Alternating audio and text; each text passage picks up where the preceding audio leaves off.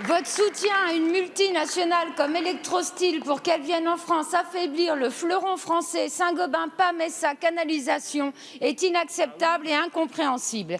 L'adduction d'eau est un domaine stratégique. Disposer d'un acteur français permettant de produire des solutions complètes d'adduction d'eau est indispensable en matière de souveraineté nationale. Dépendre d'opérateurs non européens dans un domaine aussi sensible que l'eau est un véritable risque.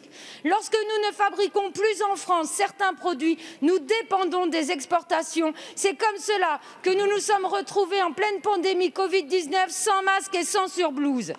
Personne ne peut comprendre que dans la période, vous dérouliez le tapis rouge à un fabricant indien condamné pour dumping.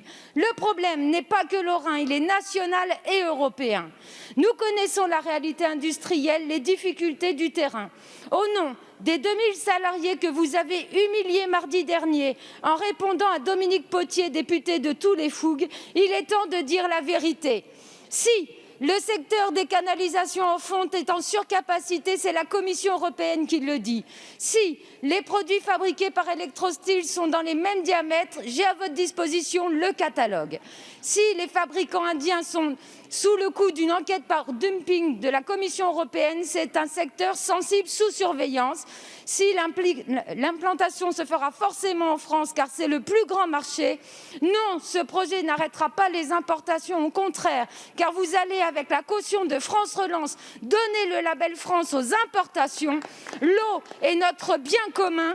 Nous devons la protéger et protéger nos fleurons avant de leur mettre des bâtons dans les roues. Monsieur le ministre, quand allez-vous comprendre que vos mauvais choix envoient notre industrie dans le mur?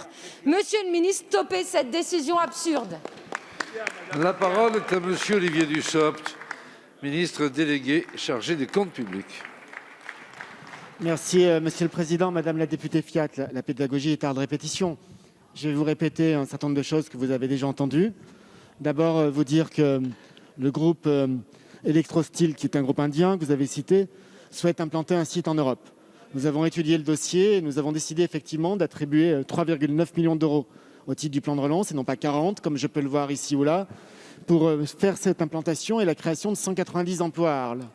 Les canalisations qui vont être créées et produites à Arles ne sont pas en concurrence avec le site de Pont-à-Mousson. Et une des démonstrations montre que la production qui sera faite à Arles va remplacer ce qui est importé d'Inde.